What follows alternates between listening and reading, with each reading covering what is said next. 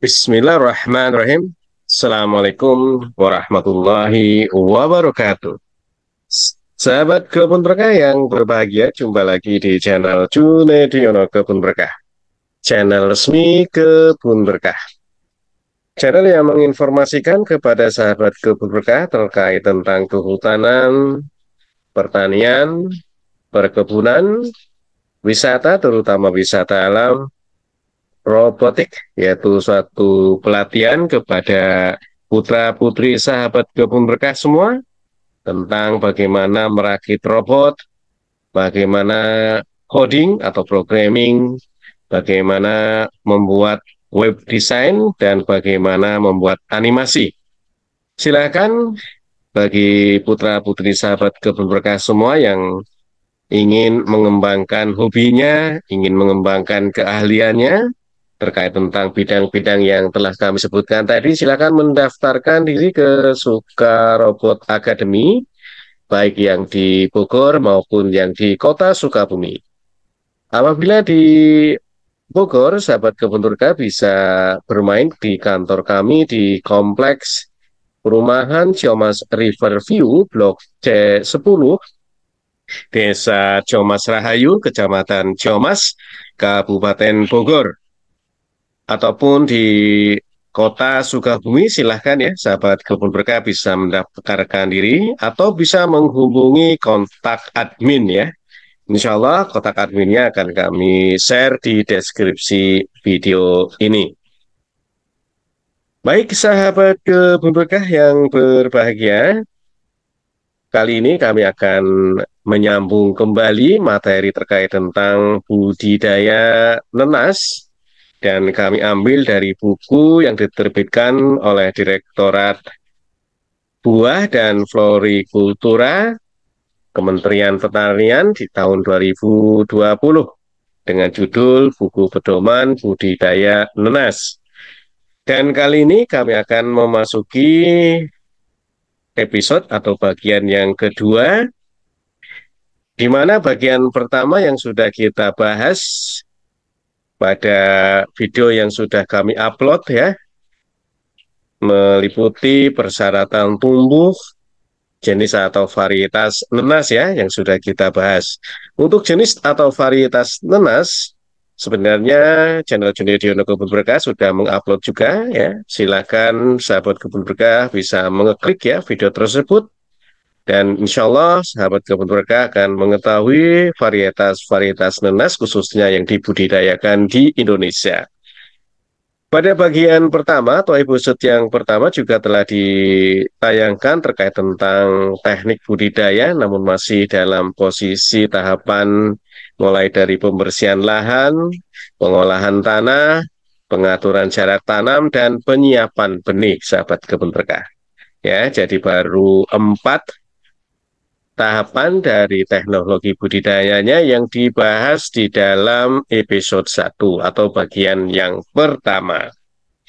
Untuk itu, pada bagian yang kedua atau episode yang kedua ini akan kami lanjutkan terkait dengan pemeliharaan ya, pemeliharaan bibit tanaman atau stek yang sudah kita buat ya di dalam proses perbanyakan benih atau perbanyakan bibit buah nanas, sahabat kebun berkah. Baik, kita mulai saja terkait tentang lanjutan dari penyiapan bibit atau penyiapan benih pada bagian pemeliharaan perbanyakan stek ya. Untuk kegiatan pemeliharaan atau perbanyakan stek, ada beberapa langkah yang harus kita kerjakan. Yang pertama, melakukan penyiraman secara teratur ya, sesuai dengan kondisi lahan agar tetap terjaga kelembabannya. Dan alangkah baiknya sahabat kebun berkah ketika melakukan penyiraman menggunakan gembor ya, yang berlubang kecil. Karena diharapkan tidak akan merusak stek yang sudah kita tanam. Langkah yang kedua di dalam pemeliharaan perbanyakan stek adalah melakukan pengamatan hama ya. Silakan sahabat kebun berkah bisa bertanya kepada penyuluh lapangan setempat ya. Apabila ada hama ataupun serangan organisme pengganggu tanaman, baik di bedengan maupun yang lain ya, bisa melakukan identifikasi jenisnya, kemudian menentukan cara penanggulangannya, apakah secara mekanis atau secara kimiawi, dan jangan lupa ngobrol atau berkoordinasi atau bertanya kepada penyuluh lapangan setempat ya. Yang ketiga adalah melakukan sanitasi lapang terhadap bedengan agar terbebas dari tumbuhan pengganggu atau rumput ya. Yang keempat, lakukan pemupukan dengan pupuk daun atau pupuk cair apabila diperlukan. Langkah yang kelima di dalam pemeliharaan perbanyakan stek adalah melakukan pembuangan tanaman yang menunjukkan gejala terserang penyakit atau jika tanaman menunjukkan gejala penyimpangan bentuk ya, of type. Yang keenam adalah panen bibit atau panen benih dilakukan secara berkesinambungan untuk yang sehat dan sudah berukuran lebih dari 25 cm dengan cara dipisahkan dari bagian stek lain secara hati-hati ya. Jadi bibit stek yang sudah siap tanam atau sudah siap dipanen adalah stek-stek yang sudah berukuran lebih dari 20 cm. Langkah yang terakhir adalah tentunya dengan mencatat ya setiap kegiatan agar terdokumentasi dan menjadi ilmu yang bisa kita gunakan dan kita sebarkan kepada kawan-kawan kita yang memerlukan. Sahabat kebun berkah yang berbahagia, kita juga telah mendengar pada bagian pertama terkait dengan pengkelasan bibit nenas atau pengkelasan benih nenas. Pengkelasan ini merupakan kegiatan untuk menyeragamkan kelas bibit atau benih berdasarkan cara perbanyakan dan ukurannya, sehingga diharapkan akan didapatkan keseragaman. Ukuran tanaman di kebun petani yang pada akhirnya akan menyegeragamkan umur tanaman dan ukuran buah, keseragaman umur tanaman akan memudahkan dalam pelaksanaan induksi pembungaan. Adapun kriteria pengkelasan bibit atau benih nenas seperti apa yang akan kami jelaskan. Yang pertama, benih asal crown atau mahkota ya. Tadi kan ada beberapa perbanyakan pada bagian pertama yang sudah dijelaskan, ada dari tunas, ada dari mahkota, ada dari stek batang, ada dari stek daun, dan sebagainya ya. Maka kita juga akan mengkelaskan berdasarkan kriteria. Benih asal dari crown atau mahkota, kita kelaskan menjadi besar apabila ukurannya lebih dari 45 cm ya panjangnya ya. Kelas medium adalah ukuran panjangnya antara 35 sampai 45 cm. Dan ukuran kecil adalah benih atau bibit yang berukuran panjang 25 sampai 35 cm ya. Ini adalah pengkelaskan berdasarkan bibit atau benih berasal dari mahkota. Yang kedua adalah bibit atau benih yang berasal dari tunas atau shaker.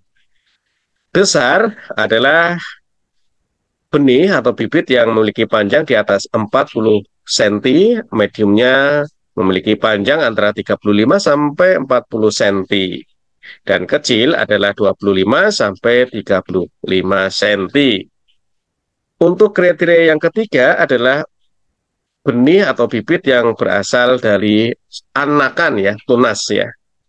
Besar apabila memiliki panjang di atas 40 cm, medium memiliki panjang 35 sampai 40 cm, dan kecil antara 25 sampai 35 cm, sahabat kebun berkah. Baik sahabat kebun berkah yang berbahagia, teknik budidaya yang kelima adalah penanaman. Penanaman merupakan kegiatan menempatkan bibit atau benih pada lahan yang sudah disiapkan ya.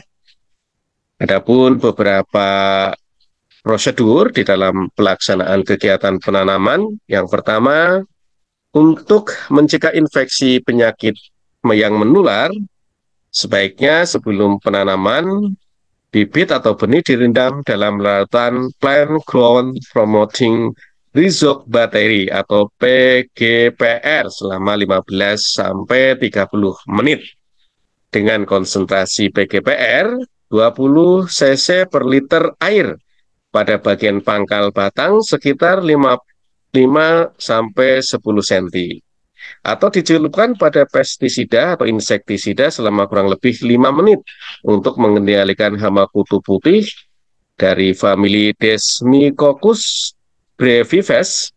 Dan jika sudah dicelupkan pada PGPR, tidak boleh dicelupkan pada pestisida atau insektisida. Ingat-ingat ya, apabila sahabat kebun berkah sudah mencelupkan pada larutan PGPR, tidak boleh dicelupkan pada pestisida atau insektisida. Prosedur yang kedua adalah benih atau bibit yang ditanam dalam satu blok harus seragam asal benih ya, atau asal bibitnya maupun ukurannya ya, agar memudahkan nantinya. Yang ketiga, membuat lubang tanam dengan penugalan sesuai dengan jarak tanam yang dianjurkan atau dengan pembuatan larikan. Yang keempat, bibit atau benih ditanam sedalam 5 cm sampai 10 cm tergantung ukuran kelas benih. Kurang lebih seperempat panjang bagian benih ya, sahabat kebun berkah. Bagian yang ditanam ya adalah seperempat panjang bagian benih atau bibit. Tadi kan sudah tahu ya pengkelasannya. Yang kelima, bibit atau benih yang telah disiapkan ditanam masing-masing satu bibit per lubang atau satu bibit per posisi jarak tanam. Yang keenam, tanah dipadatkan atau ditekan di sekitar pangkal batang nanas agar tanaman tidak mudah roboh. Yang ketujuh, pada penanaman di musim kemarau dianjurkan dilakukan penyiraman hingga tanah lembab dan basah.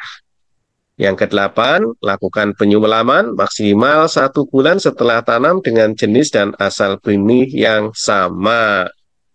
Dan yang kesembilan atau yang terakhir adalah penanaman ulang atau peremajaan tanaman dilakukan setelah produksi menurun hingga 65% dibandingkan hasil panen perdana. Maksimal setelah 3 kali panen ya. Jadi peremajaan itu bisa dikerjakan apabila produksi sudah menurun sampai 65% ya, jika dibanding dengan panen perdananya. Maksimal setelah 3 kali panen. Sahabat kebun berkah yang berbahagia, teknik budidaya yang keenam adalah penyiangan atau sanitasi lahan. Penyiangan merupakan kegiatan menjaga kebersihan lahan dari gulma maupun dari barang-barang lain yang akan mengganggu produktivitas atau pertumbuhan dari buah nanas atau tanaman nanas. Tujuan kegiatan ini adalah untuk menjamin proses produksi berlangsung secara maksimal dengan menekan resiko serangan organisme pengganggu tanaman atau OPT, serta mengurangi persaingan antar tanaman dalam mendapatkan tempat tumbuh, sinar matahari, dan unsur hara. Adapun hal-hal yang perlu dilakukan di dalam penyiangan atau sanitasi tanaman ini adalah yang pertama membersihkan gulma ataupun hal-hal yang lain yang ada di sekitar tanaman sampai menjelang panen atau sesuaikan dengan kebutuhan. Dan yang kedua adalah untuk meningkatkan ukuran buah pada nanas tipe Queen dapat dilakukan penjarangan tunas anakan ya, karena nanas Queen ini banyak anak ya, terutama dari akar. Sahabat kebun berkah yang berbahagia, teknik budidaya yang ketujuh adalah pemupukan. Pemupukan merupakan penyediaan hara bagi tanaman untuk menjamin pertumbuhan optimum dan perkembangan buah secara maksimum, sehingga dapat memenuhi standar mutu yang diminta di pasar. Jenis dan dosis pupuk yang digunakan sesuaikan dengan kondisi lahan, jarak tanam, dan varietas yang ditanam. Sebagai acuan, pemupukan dapat dilakukan 3 kali dengan dosis sebagai berikut ya. Yang pertama, pemupukan dasar merupakan pupuk organik 5-10 ton per hektar, diberikan seminggu sebelum tanam atau pada saat tanam. Yang kedua, pemupukan pertama diberikan pada saat akar tanaman sudah mulai terlihat atau sekitar 3 bulan setelah tanam. Aplikasi pemupukan dilakukan dengan cara ditaburkan pada pangkal batang dengan dosis urea 300-400 kg per hektar, NPK dengan komposisi 15-15-15, dosisnya adalah 100-200 kg per hektar. Yang ketiga, pemupukan kedua diberikan 1 bulan sebelum induksi pembungaan dengan cara ditaburkan pada pangkal batang yang dosisnya untuk urea 300 kg per hektar dan untuk NPK komposisinya 15-15-15 adalah 150-200 kg per hektar. Dan yang keempat adalah pemupukan ketiga diberikan setelah keluar bunga dengan cara ditaburkan pada pangkal batang dengan dosis NPK 15-15-15, dosisnya adalah 50-150 kg per hektar. Sahabat kebun berkah yang berbahagia, teknik budidaya yang ke-8 adalah pengairan atau penyiraman. Tanaman nanas termasuk tanaman yang relatif tahan kekeringan. Akan tetapi untuk mendapatkan pertumbuhan dan produksi yang optimal, pengairan sangat penting untuk dilakukan. Pengairan atau penyiraman dilakukan apabila curah hujan tidak mencukupi kebutuhan tanaman. Penyiraman atau pengairan sangat diperlukan sampai tanaman berumur 1-2 bulan. Ya, ingat-ingat ya sahabat kebun berkah. Baik sahabat kebun berkah yang berbahagia, teknik budidaya yang ke-9 adalah induksi pembungaan atau forcing. Induksi pembungaan atau forcing dilakukan agar tanaman nanas dapat berbunga serentak dan dipanen sesuai dengan standar mutu dan jadwal yang telah ditetapkan. Tanaman nanas yang siap untuk berbunga dicirikan dengan memiliki daun lebih dari 30 helai. Tajuk pohon sudah membuka. Pembungaan nanas dapat diinduksi menggunakan gas etilen karbid CaC2 atau menggunakan ZPT berbahan efektif etepon. Untuk mendapatkan hasil yang maksimum, induksi pembungaan dilakukan pada kondisi udara yang sejuk, yaitu pada pagi hari atau sore hari hingga malam hari. Untuk pagi hari mulai dari jam 7 sampai jam 10, sedangkan sore hari bisa dimulai dari jam 16, dan aplikasi sebaiknya tidak dilakukan pada saat turun hujan. Ingat-ingat ya.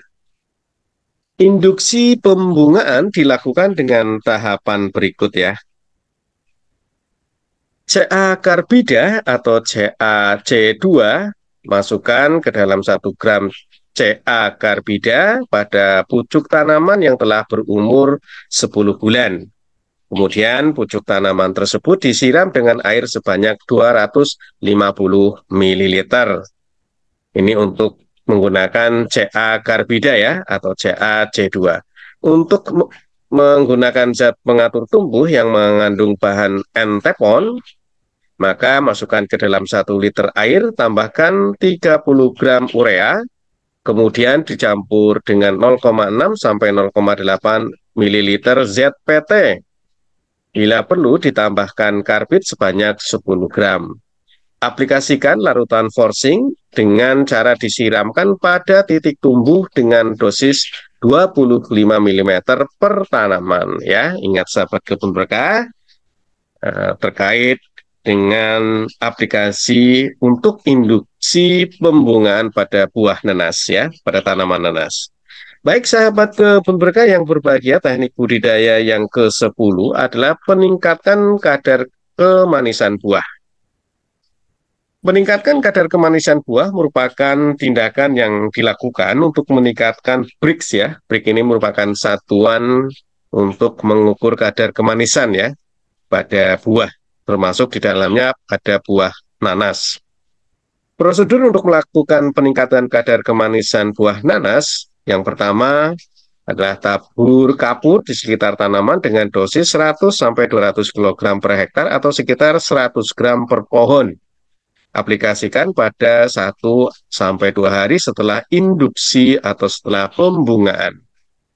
Yang kedua, semprot buah dengan larutan KNO3 konsentrasi 3% dengan dosis 15 kg per hektar atau 30 gram KNO3 dalam 1 liter air pada 100 hari setelah induksi pembungaan. Baik sahabat kebun berkah yang berbahagia, teknik budidaya nenas yang ke-11 adalah pengendalian organisme pengganggu tanaman atau OPT. Pengendalian OPT merupakan upaya untuk menjaga tanaman dari serangan organisme pengganggu tumbuhan, yaitu hama, patogen, maupun gulma. Pengendalian OPT dapat memadukan satu atau lebih strategi pengendalian baik secara mekanis, biologis, maupun kimiawi. Hendaknya pengendalian secara kimiawi merupakan pilihan terakhir untuk dilakukan setelah cara pengendalian yang lainnya tidak mampu mengendalikan serangan OPT.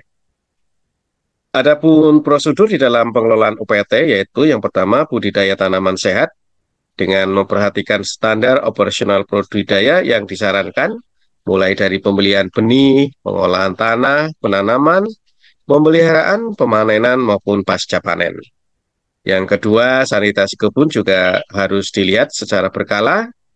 Yang ketiga, pengamatan OPT secara rutin dengan pencatatan dan dokumentasi yang baik. Yang keempat, identifikasi jenis-jenis OPT yang membahayakan produksi dan mutu buah nenas. Yang kelima, identifikasi jenis dan cara pengendalian yang dibutuhkan. Misalkan, dengan melakukan pengendalian hama dan penyakit, dengan memperhatikan kondisi lingkungan dan sesuai rekomendasi. Atau yang kedua, bila menggunakan pestisida dalam pengendalian OPT untuk buah nenas, pestisida yang digunakan adalah yang terdaftar, yang direkomendasikan oleh Kementerian Pertanian ya, sudah mendapat perizinan dan sebagainya. Sahabat kebun berkah yang berbahagia, inilah bagian kedua sampai dengan pengendalian organisme untuk tanaman atau buah nanas ya. Nanti insya Allah bagian yang ketiga atau episode yang ketiga akan melanjutkan terkait dengan OPT, terutama dari jenis-jenis hama maupun penyakit yang penting ya, yang biasanya menyerang kepada tanaman nanas atau buah nanas. Untuk itu, stay tune terus di channel Junediono Kebun Berkah untuk mendapatkan informasi-informasi terkait tentang pertanian, kehutanan, perkebunan, wisata, terutama wisata alam, robot, kegiatan maupun produk-produk dari para petani, khususnya para petani kebun berkah. Stay tune terus dan jangan lupa subscribe dan share channel ini. Terima kasih dan Assalamualaikum warahmatullahi wabarakatuh.